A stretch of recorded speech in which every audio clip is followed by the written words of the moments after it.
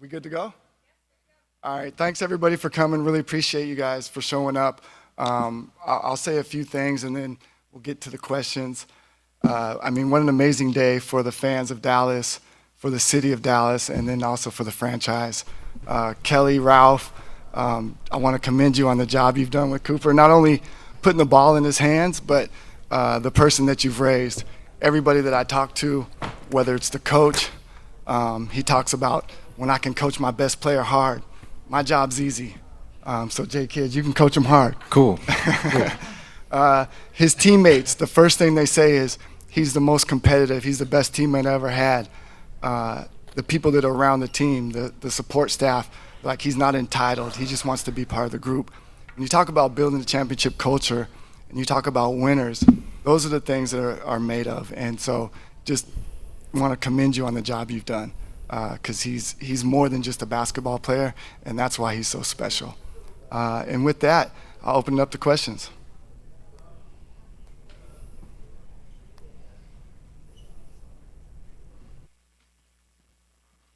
Welcome to Dallas, Cooper. We're happy you're here.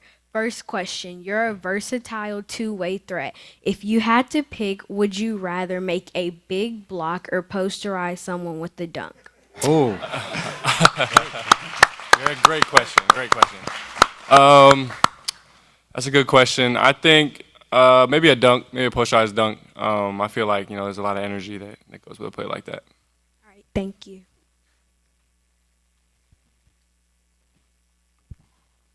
Cooper, Mike Curtis, Dallas Morning News. Welcome to Dallas. Shortly after the Mavericks got the #1 pick, there was a video that surfaced of you, 13, 14 years old, in the Mavericks shirt. Could you just give us the context behind that moment, that decision to wear that shirt, and what you know about the franchise growing up in Maine? Yeah, I mean, I think I was 13 years old. I had a really good friend who is a diehard Mavericks fan, and he's a little older than me, and he had kind of outgrown some of his clothes, so he lent them down to me. And at the time, you're just wearing what you can, going through wearing clothes, and I love basketball, and so I had just put it on and went for my workout. And then, do you know the summer league plan for you at all? I know it's still pretty early, but yesterday they announced that the Mavericks are going to be playing the Lakers. Just wanted to know if you had any plans. I'm not exactly sure on a plan. I'm planning on playing, but yeah, I'm not sure on any sort of plan. I don't think we've had any of those conversations yet.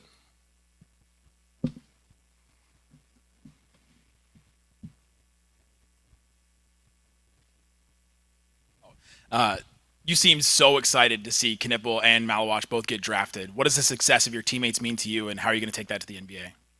Absolutely. I think it means everything to me, especially those two guys. They're the greatest teammates, the greatest people, that I've had the privilege of spending time with. Khan was my roommate all year, and then Kaman, me and him have a really special bond on and off the court. So I think just being able to see that for them was really special for me. They mean a lot to me, and I think it's just such a dream come true for all of us that it was just really exciting for me. Tim McMahon, ESPN.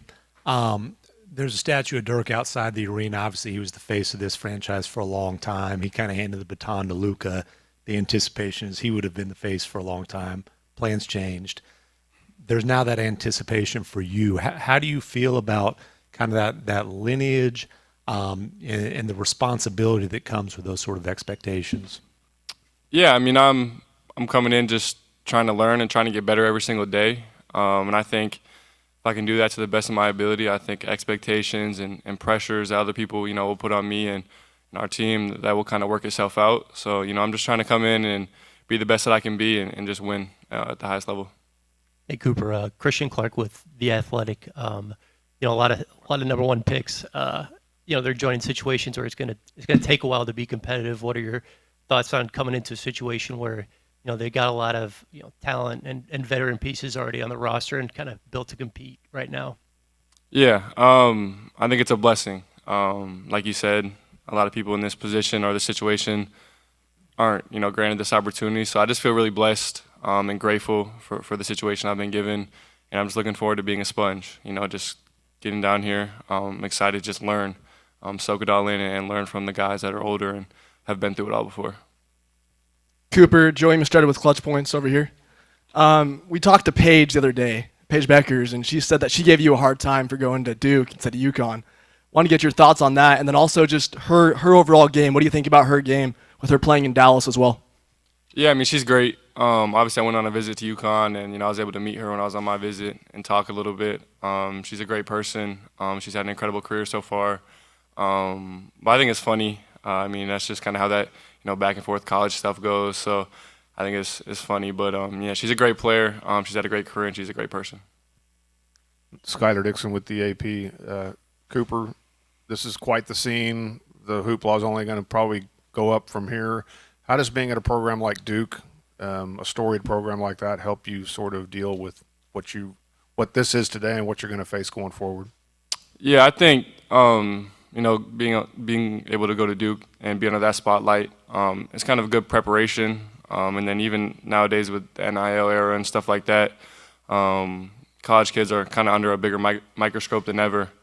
So I think it's a great preparation, honestly, for me to kind of come to the next level. And I've had a year to kind of deal with a lot of that stuff in the media and all that different stuff. So I think it's just great for me to kind of have that year of preparation. Cooper. Cooper, Sam Gannon, Fox 4, congratulations. I know you're a fan of the lobster roll, but now coming to Dallas, are you ready to embrace the Texas barbecue and Mexican food scene? For sure. I love Mexican. I love barbecue, so I'm excited to, find some good spots. Hey, Cooper, Landon Thomas, Mavs fans for life. Not a lot of number one picks have the luxury of playing with future Hall of Famers when you have Kyrie Irving, Klay Thompson, Anthony Davis. What excites you about that? Yeah, I think like I said earlier, just being able to be a sponge. Those guys have so much knowledge. They've been through so much and they have so much experience that it's just going to be an incredible opportunity for me to learn and grow under them. Cooper, Brad Townsend, Dallas Morning News. Fans and media alike have been trying to pencil you into the lineup, unsure whether guard, forward. What do you primarily see yourself playing, after talking to Jason? I think it's a versatile position, doing a lot of different things. I think, with the team, looking at the roster, we can play a really good brand of positionless basketball with a lot of guys that can do a lot of different things. So I think that will be one of, the biggest strengths, and I think just trying to play to that and just doing whatever I can to help the team win.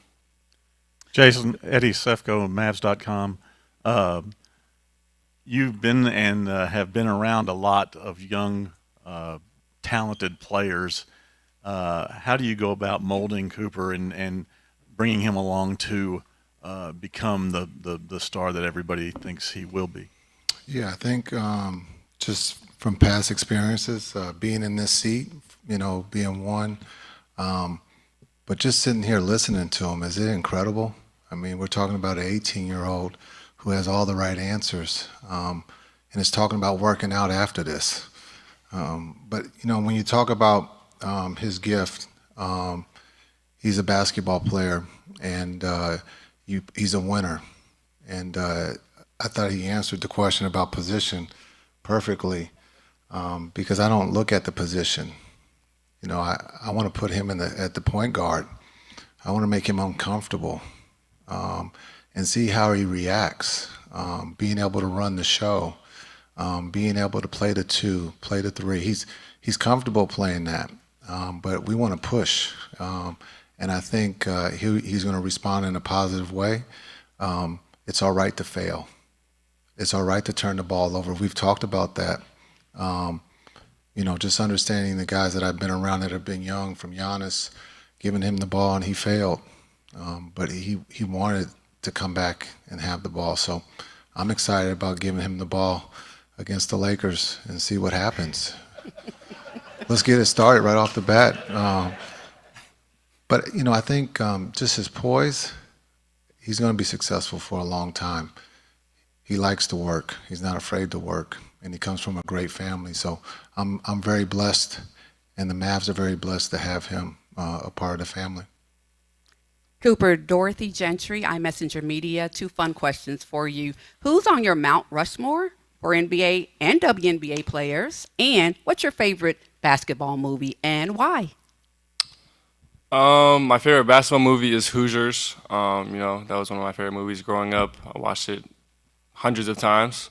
My Mount Rushmore of NBA players, I would say Larry Bird, Michael Jordan, LeBron, and probably Kobe. And then WNBA, Candace Parker, Brittany Griner,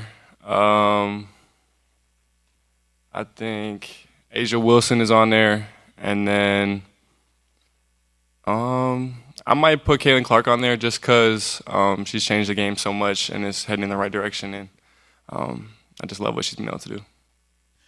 In the back, Nuri Scruggs, NBC5. Question for you, Jason. Having sat in that seat before when you were drafted number 2 overall, knowing the expectations that the fan base has and representing hope, what's the one bit of advice that you could give Cooper that maybe you didn't have when you first came to town with all the hope and hype being a number 1 pick?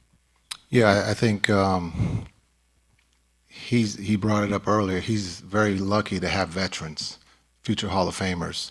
When you talk about Kai and Clay and then AD, just understanding the vets are going to, protect him and help him, and they're going to push him. When I was drafted, we were maybe the youngest team. When you talk about Jimmy and Jamal, we just didn't have a lot of vets. I know Mo Wiley's here. No disrespect, he was a vet.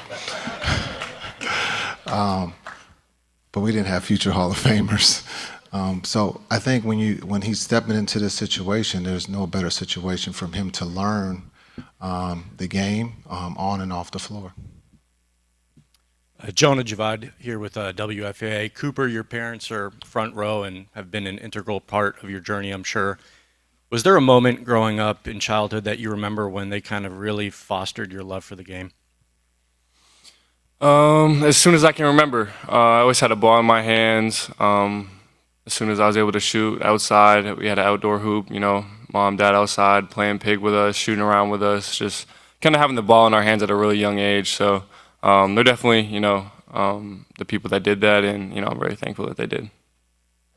Cooper, Lawrence Dow, Fort Worth Star Telegram.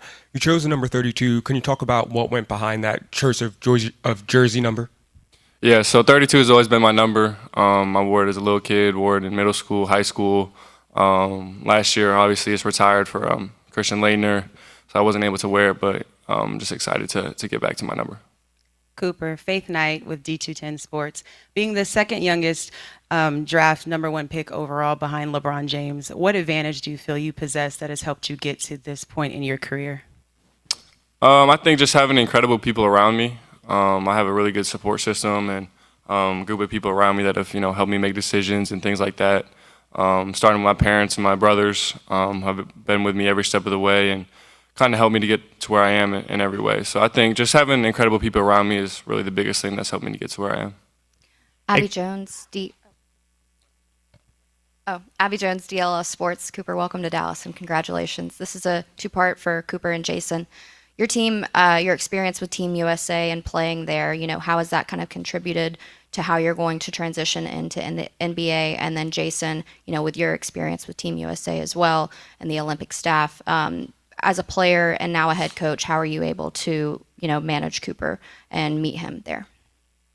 Yeah, I think that experience was, really important for me. It was such a good learning experience for me to just be able to go out there and share the court with 12, 13 Hall of Fame caliber players. So I think it was just incredible for me to get on the court, get comfortable, and see what that was like. So I think that will help me make this transition and just being confident in myself.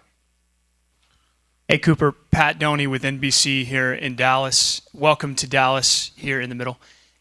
Everyone around you talks about your competitiveness and that you've always been driven by being great from a young age. I'm curious, what is it that drives you, and what are your expectations when it comes to now your NBA career to not make this the highlight of your career, getting to the NBA, being the number 1 pick?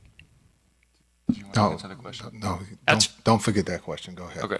Yeah, I think the competitiveness, I think it just started from a young age, playing with my brothers, playing with my mom in the driveway, fostering that competitive spirit and just loving to win. I think that's a really big part of it is just loving to win, and that's why I play the game. I play to win, play to compete, play to play really hard, and so those are the reasons that I love the game and I fell in love with the game, and I think that's what's kind of created that competitive spirit and drive.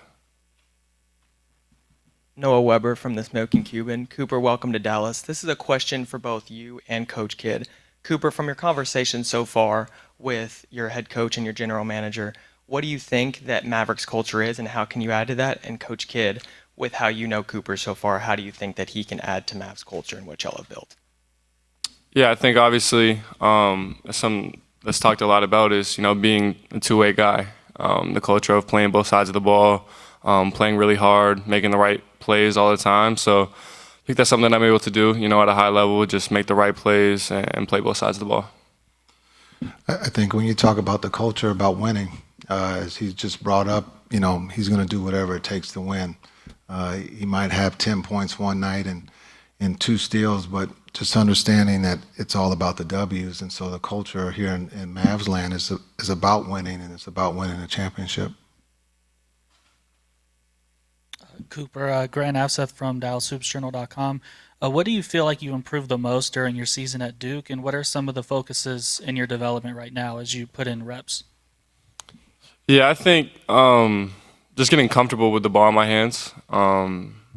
Coach Shire really trusted me with that right away, and I had to go through some mistakes, some trials, some tribulations, and just figure it out. But Coach Shire never went away from me, never stopped trusting me, and I think that's kind of what helped to just really get me comfortable throughout the year and get really efficient. Michelle Montaigne, WFAA. This one's for Nico. Obviously a great draft, but there was a consensus number one in this one. How does having Cooper change the trajectory of the franchise? And then for Jason, what's the best part of getting to coach a player like this who's just 18 years old? So Michelle, I think how it changes the trajectory, we're in win now mode, and so he adds to that. But he's also the future of the franchise. So I think you get 2-in-1, so to speak. So it's perfect storm for us. To be able to coach the number 1 pick, I think we're all blessed and excited. And so to have the opportunity to coach a young man like this is exciting. And going to the drawing board, as I said, trying to get him to be uncomfortable quickly, to see how he handles it. And that's, hopefully running the point guard for us and putting him in different situations. But I'm excited to have someone like this to help us win. Rashad Miller, Dallas Weekly. Of course, you brought up Christian Laettner earlier. Just talk about him and just the former and current Mavericks that have played at Duke, just what they mean to you, and also you being part of the new generation with your brothers that you just played with. Yeah, I think it's incredible. Obviously, starting with Duke, the path, and I look at that. I looked at past players, and that went into my recruitment. Obviously, watching Tatum and Paulo and Zion, and some of those guys that kind of had the hype and went through it and went to Duke and were able to develop and get to the next level. That was huge for me, and I think obviously having a bunch of people from the Brotherhood, here, Kyrie, D-Live, like that's just huge connections that can help me to be comfortable and have those connections already built. Sean Giggy, WFA. Cooper, you look just to last week. You see the Thunder, the second youngest team to win an NBA championship. Pacers also one of the youngest teams in the league. You're about to help some kids with basketball after this. You're arguably closer in age to the kids you're about to help than many of your teammates. How do you think your youth is going to help a team like this? And do you also think what some of the drawbacks are to being so young? I'm not sure how my age will play into it, but I'm just excited to bring my game to the table and just bring the energy, both sides of the ball, and just try and impact winning in a lot of different ways. I don't really know what the hardest part will be. I guess we'll find out pretty soon. Hey Cooper, Christian Clark here with The Athletic. I think you were 4 years old when Kyrie got drafted, 5 when AD. I was just curious, do you remember anything from those guys' college careers? Like, do you have any memories or anything like that? No, I didn't watch them in college at all. But growing up, I got to see them, shine and play in the league a lot, and those are two guys that I was able to watch a lot of growing up.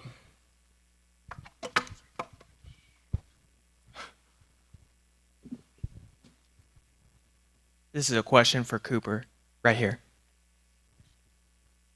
So you grew up with a twin brother. I'd like to hear, what would you say that your favorite basketball stories with him, and how has he pushed you to become the best player that you are today?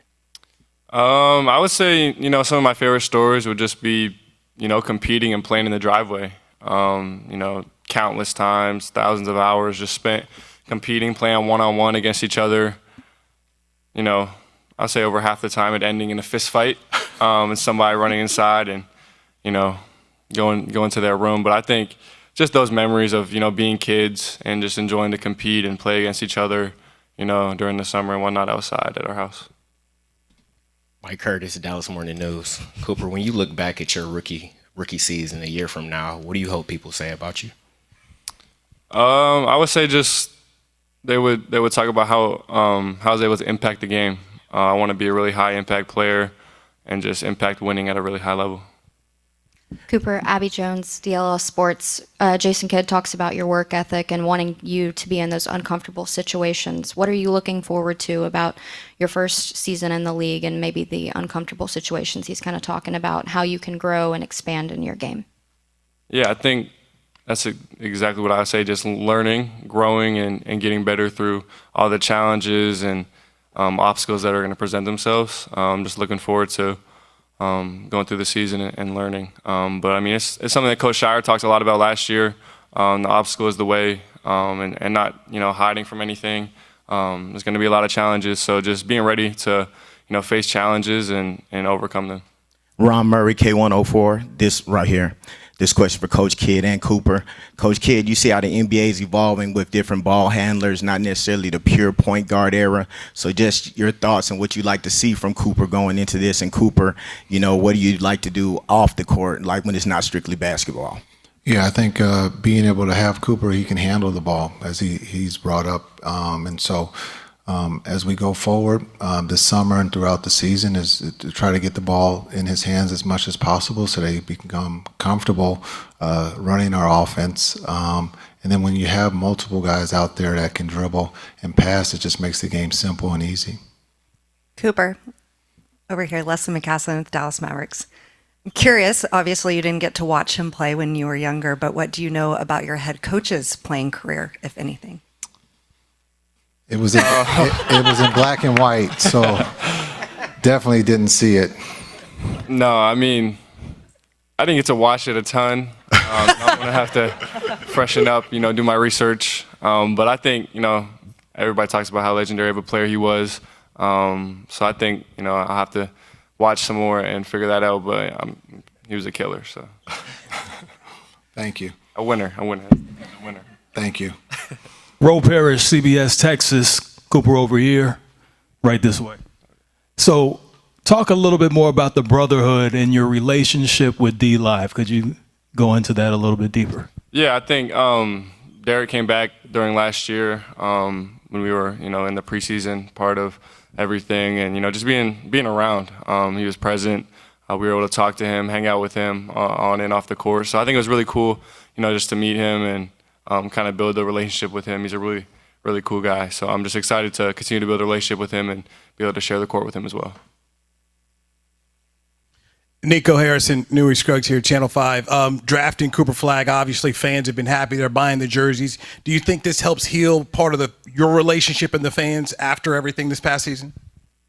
Yeah, I think so. I think it will help. Most importantly, I think it just, we're in win now mode, and we have a really good team, and Cooper adds to that. So I think the fans finally start to see the vision. This question's for both Nico and Coach Kidd. I'm just curious, when did you ever watch or see Cooper play in person, and what were just your initial impressions of him? Well, when I first watched him play, my first impressions were, wow, it'd be great to have the #1 pick. But no, just the way, he impacted the game on both sides of the ball, and he played super hard. And so that was my initial reaction. And again, us not thinking we would have a chance to draft him, I didn't put too much stock into it. It was more of a dream. Cooper, you've played at a lot of different areas and environments, the toughest competition. We've seen footage online that you've played at Rucker Park, the street ball capital of the world in New York. What are your thoughts about how well you played there, your personal thoughts? I mean, I think just competing. You know, some of those events sometimes you get away from, you know, real basketball and real competition, but I think just being myself, competing at a high level, and just trying to win. Cooper, Brad Townsend from the Dallas Morning News again. I'm sure in the last 48 hours there's been a lot of wow moments. I really am a pro walking across the stage. I wondered about, it looked like you had pretty good accommodations on your flight here. And I was wondering if you could just describe that and your impressions of Patrick Dumont. Yeah, I mean, it's been incredible. Like you said, it's been really shocking. You know, that's a real feeling still. Just being here, you know, being in these moments. But I think it's been incredible. And I think, you know, being able to meet Patrick and his family was incredible. They have an incredible family. So I'm just looking forward to, you know, continuing to build a relationship with them. Dorothy Gentry, iMessenger Media, right down here again, Cooper. Two more fun questions for you. What's on your playlist? What kind of music do you listen to? One, and then 3 things that you cannot live without. As far as music goes, I'm not huge into music. Never on the aux, so whatever, you know, whoever I'm with, my teammates, whatever they want to listen to, I'll listen to whatever. And 3 things I can't live without, I would say golf, basketball, and my family. Just 2 more questions. Over here? Yeah. Jonah Javad, WFAA. Actually, a 2-parter now that you bring up golf. One, what's your handicap, and are you looking forward to playing with the 2 guys next to you? And 2, what have you known about Texas and maybe the DFW area, whether it's from talking to D-Live or Kyrie or your high school teammate Liam McNeely, who's from Richardson? Yeah, so I think I'm around a 13, 14 handicap, and I'm looking forward to playing them as long as they'll give me some strokes. So that is part of that. And then I would say, as far as the area, you know, obviously, like you said, my old teammate Liam, you know, is from this area, and I was able to visit him a little bit, and I've been through the area a little bit, but it's an incredible area. It's really beautiful. I'm excited to learn the city a little bit more. Cooper here in the back, 33 Sports, Daniel Esteved. Jonah kind of took the thunder with the golf question, but I'm curious, you are in Dallas, Scotty Scheffler, Will Zalatoris, Bryson DeChambeau. Perhaps if you get a chance to play with them, maybe you can take these guys sitting next to you. Are you planning on playing with some of the big stars in golf? I don't know if I'm good enough for that, but that would be an incredible experience for sure. All right. Thank you, everyone, for joining us. One more thing. We're going to do pictures.